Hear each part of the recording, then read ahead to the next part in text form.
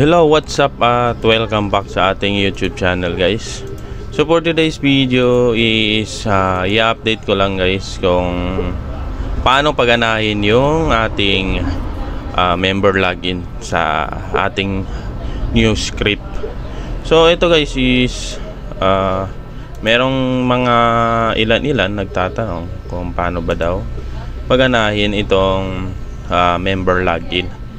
So sa mga gustong malaman or sa mga nag-avail nitong new script natin at gusto malaman kung paano, panoorin nyo ito guys. So dito guys, ako mas gusto ko yung member login kaysa yung butcher generator yung ginagamit. So ito yung member login guys. Sa mga nag-avail dyan tapos walang member login, wala kayong member login na nakikita dito is i-download nyo lang yung file guys, same sa password guys. Sa mga nag-avail, i-download nyo lang then same sa password. So then i-apply nyo lang din ulit dun sa files natin guys sa Winbox. Yan, ito mas gusto ko ito guys kaysa sa butcher generator. Yan.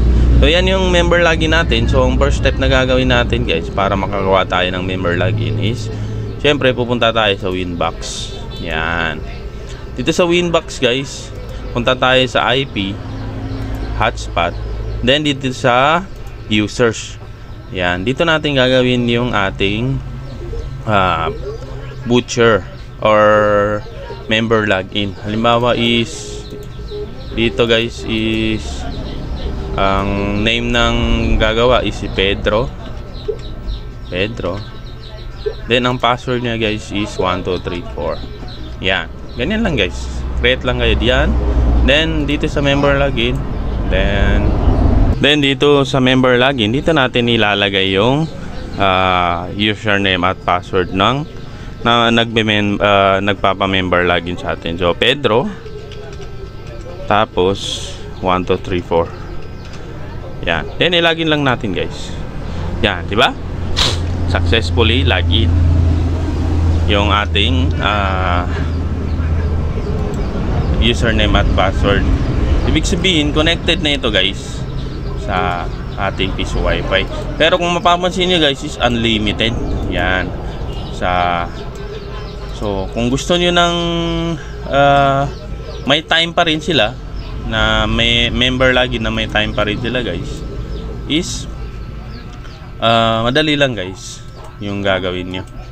So ang first na gagawin natin guys is i-remove ko muna ito.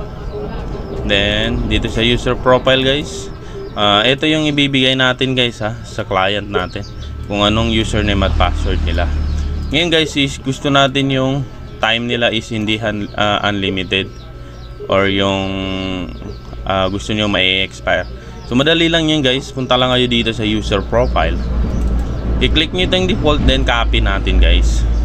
Then for example is nag-voucher sila ng for 1 month, for example 1 month yung name. Kadepende na sa inyo kung anong name guys. Yan. Dito sa season timeout, dito tayo maglalagay guys kung ilang days. So for example ganyan, i-click nyo yan, then maglalagay ka lang kayo dito ng 3 day. Yang 3D, then enter guys.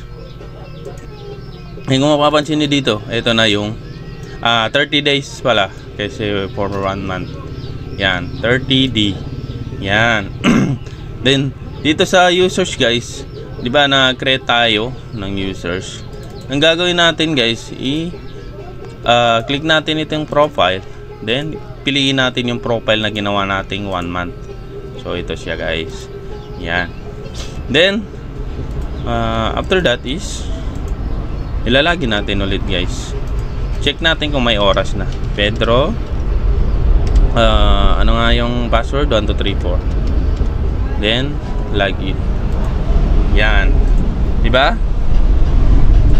May time na siya guys. Yung yung member login natin guys, di ba? Goods na goods guys. Yan. Ibig sabihin connected na siya guys. So ganun lang guys sa mga nagtatanong kung paano i-active itong member login. So napakasimple lang. Sa next step natin guys, I think lalagyan natin to ng IPTV. Next update natin sa hindi lumalabas yung member login guys, is i-download nyo lang ulit yung file at same password pa rin. Sa hindi pa nakakabel at gusto nyo itong video na to, is sana ay mag-avail na kayo guys.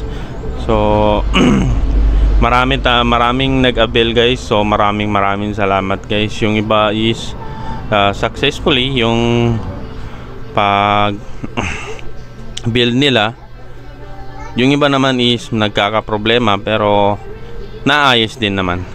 So yun nga, maraming salamat guys sa mga patuloy na sumusuporta sa akin. Sana patuloy nyo pa akong suportahan guys. At huwag nating kalimutan i-like, share at subscribe ang ating YouTube channel para updated kayo sa lahat ng videos na i-upload ko. At yun nga, sana ay supportahan niyo ako guys. Maraming salamat guys at peace.